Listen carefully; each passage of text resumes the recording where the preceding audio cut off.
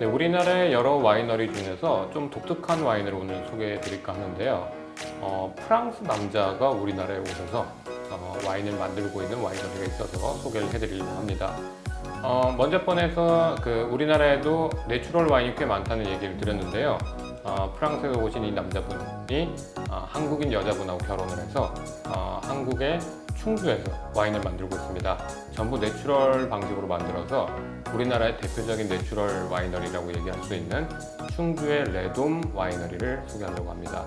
오늘도 비스트로 수방의 김지영 대표님 나오셨습니다. 안녕하세요. 안녕하세요. 네, 레돔 와이너리도 작년에 그 고메 위크 페스티벌에서 비스트로 수방에서 같이 행사를 했었죠. 요거는 또 내추럴 와인이라서 비스트로 수방에 좀 더 컨셉에 맞을 것 같아서 제가 먼저 말씀드렸던 것 같아요. 네네, 저희가 주로 내추럴 와인을 많이 다루고 있다 보니까 네. 그때 먼저 저희한테 어떻겠냐고 또 제안을 주시기도 했고, 네. 제가 이제 내추럴 와인을 아직 공부를 하면서 내추럴 와인을 좋아하는 분들이 모여 있는 그런 방이 있거든요. 네. 근데 거기에 계신 분들이 레돔에 이제 그 와이너리에 가셔서 그 포도 수확이나 이런 거를 네. 주기적으로 도움을 주고 받으시는 그런 부분이 있어서 네. 좀 안 그래도 관심 있게 보고 있던 와이너리였어요. 네. 프랑스의 알자스에서 와인 메이킹을 하다가 부인을 따라서 한국에 들어와서 한국에서 또 이제 내추럴로 와인을 만들고 있는 굉장히 재미있는 곳입니다. 만드시는 분의 이름이 레돔이라고 해서 그 레돔 와이너리라고 돼 있습니다. 저도 한번 찾아가 보긴 했는데요. 지렁이 얘기하시고 막 이런 땅 얘기하시고 이러더라고요. 굉장히 그러니까 유기농적인 그런 기반에서 와인을 만들고 있습니다. 제품이 꽤 여러 가지가 되는데요. 오늘 다 소개해 드릴 수는 없고 대표적인 제품 몇 가지만 좀 소개해 드리겠습니다. 충주에는 사과가 유명하죠. 사과로 그 시드르라고 하는 그 사과 와인을 만들기 때문에 레돔의 시드르부터 먼저 테이스팅 해보고 말씀 나누도록 하겠습니다. 역시 내추럴이라서 그런지 색깔이 뿌옇고 합니다. 필터링 안 해서 그런지 스파클링이죠.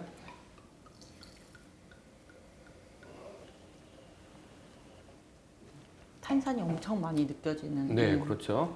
저는 오히려 와인병에 들어있는 것보다 그냥 맥주병 같은 시드르 그래서 이렇게 딱 오픈해서 먹으면 참 좋을 만한 느낌인 것 같습니다. 좀 어떠세요? 되게 청량한 느낌이 많이 들고요. 네. 해외에서 수입된 애들은 몇 개 마셔봤거든요. 네. 근데 그거에 비하면 조금 더 과일 맛이 더 많이 나고 너무 불편한 이런 단맛이 없다 그래야 되나? 그러네요, 그런 진짜. 청량한 느낌이 있어서 좀 시원하게 꿀떡꿀떡 맛이 좋은 느낌인 것 같아요. 네, 저도 개인적으로 시드를 굉장히 좋아하는 편이라 저도 외국에서 이제 수입된 시드를 많이 먹는데 레돔의 시드르는 사과 향 자체가 좋으면서도 말씀하신 대로 탄산이 굉장히 청량감을 주기 때문에 굉장히 진짜 꿀떡꿀떡 마시는 그런 술인 것 같아요. 음식이랑 페어링을 한다면 뭐가 좋을까요? 조금 어려울 것 같은데 저는 그냥 단독으로 드시기에 너무 좋을 것 같아서 이제 날씨가 점점 따뜻해지고 있잖아요. 근데 조금 시원하게 칠링해서 시기가 좀 그렇긴 하지만 정말 한강 같은 데 가서 드시기에 너무 좋을 것 같거든요. 또 그렇지만 또 치킨이나 이런 거 하고도 그렇게 나쁘지는 않을 것 같아요. 치킨 하니까 딱 좋은 그런 궁합이 좀 떠오르네요. 약간 간장 소스가 된 치킨들 짭조름한 거하고 잘 맞을 것 같고요. 말씀하신 대로 한강이나 루프탑 있지 않습니까? 루프탑에서 바람을 맞으면서 이렇게 마셔도 참 좋을 만한. 저는 개인적으로요, 조금 아마 동의하지 않으실 분도 있을 것 같은데 부침개류랑 저는 굉장히 잘 맞을 것 같다는 생각이 좀 듭니다. 한번 시도해봐야 될 것 같아요. 이 청량감을 주는 사과의 그 맛이 굉장히 매력적으로 느껴지기 때문에 부침개의 약간 고소한 맛하고 또 잘 맞을 것 같아요.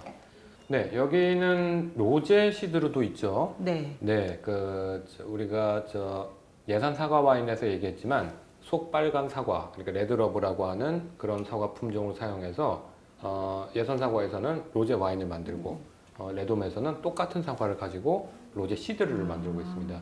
그 사과 시드르도 굉장히 매력적이에요. 약간 산도가 높으면서 맛있는 그 와인도 부침개랑 잘 맞을 것 같아요. 산도가 좋아서. 부침개랑 한번 꼭 마셔보도록 하겠습니다. 네, 요 얘기는 뭐냐면요. 우리나라 와인뿐만 아니라 와인은 그냥 다 서양식이랑 맞춰서 먹어야 된다. 이런 생각들이 많으신데 그렇지 않고요. 우리나라 음식들하고도 굉장히 잘 맞으니까 그런 부분을 좀 말씀드리고 싶었어요.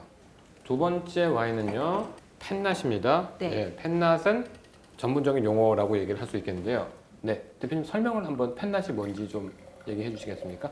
펜낫은 제가 알기로는 그러니까 내추럴 와인 자체가 네. 아무것도 넣거나 빼지 않고 만든 와인을 내추럴 와인이라고 하잖아요. 네네. 근데 그 중에서도 펜낫은 와인이 이제 생성되면서 자연적으로 안에서 효모가 발생해서 이런 기포가 네. 만들어진 와인이라고 알고 있어요. 네네 맞습니다. 그 펜낫은 일반적으로 스파클링 와인을 만들 때는 효모를 한 번 더 넣고 두 번 발효를 시키는 쪽으로 네. 하는데 그 내추럴에서는 펜낫이라고 해서 그냥 처음부터 효모하고 이 접촉해서 그 탄산이 나오게 되는 그런 스파클링 와인들의 총칭을 그냥 펜낫이라고 얘기를 하고 있습니다. 기포는 좀 따르고 나서는 사라진 것 같은데 맛을 한번 보겠습니다.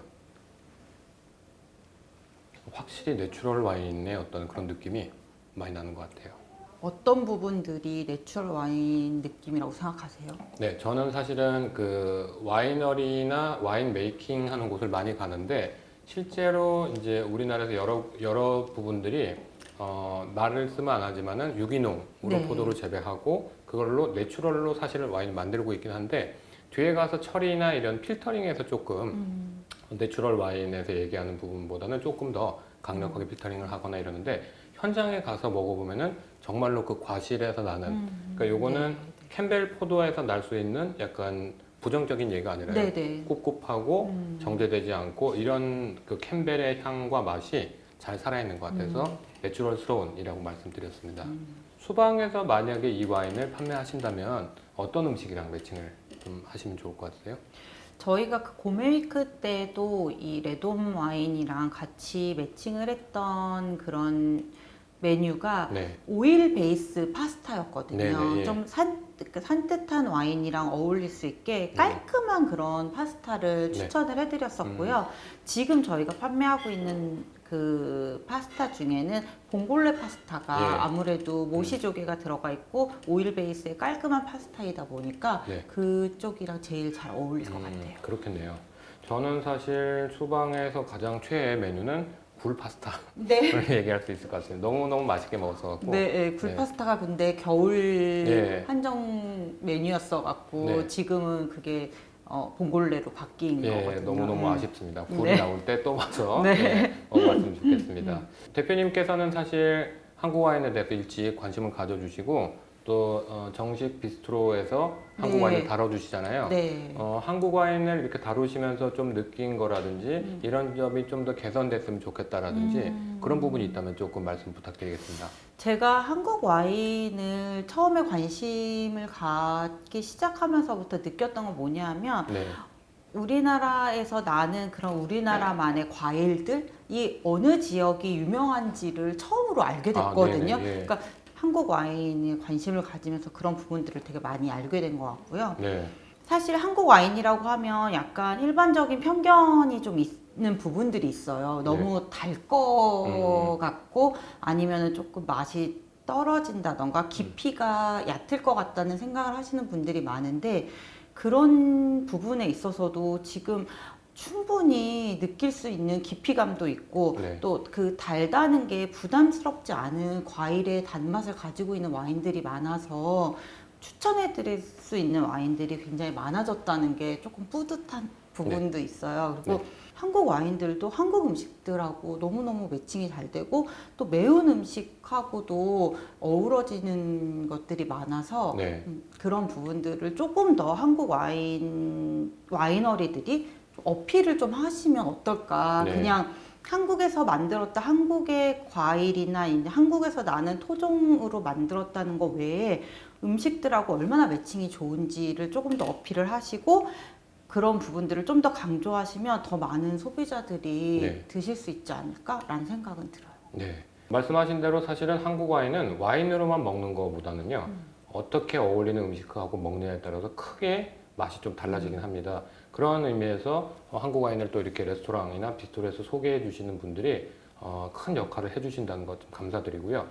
소믈리에들이나 셰프님들 그리고 여러 그 레스토랑 오너분들이 관심을 좀 가져주셨으면 하는 부분이기도 하고 부르시는 곳이 있으면 제가 언제든지 달려가서 네. 와인 리스팅 도와드리도록 하겠습니다. 우리나라 와인은요 한국 와인이라고 합니다. 한국 와인에 대한 정의는 우리나라의 농산물을 써서 발효시킨 음료들을 한국 와인이라고 하고요. 국산 와인이란 말하고는 조금 구별이 되는데요. 국산 와인은 재료를 외국에서 가지고 와서 우리나라에서 제품화하면 그냥 그걸 국산 와인이라고 합니다. 외국의 와인을 가지고 오거나 외국의 원재료를 가지고 와서 만드는 경우들이 가끔 있어요. 우리나라에서 우리가 얘기하는 한국 와인이라고 하는 와인들은요. 100% 우리나라 농민이 생산한 우리나라 과실과 준하는 열매들을 발효시켜서 만든 거를 한국 와인이라고 합니다. 네. 여러분들 한국 와인을 많이 아껴주시고요. 여러 곳에서 한국 와인을 이렇게 같이 판매해 주시고 소비자들한테 냉정하게 이렇게 평가받고 싶다는 거 좀 말씀드리니까요. 많은 곳에서 한국 와인 접할 수 있으면 좋겠습니다. 대표님께도 잘 부탁드리겠습니다. 네, 감사합니다. 네, 그러면 저희는 여기서 오늘 와인인 레드홈 와인 소개 마치도록 하겠습니다. 대표님 감사합니다. 감사합니다.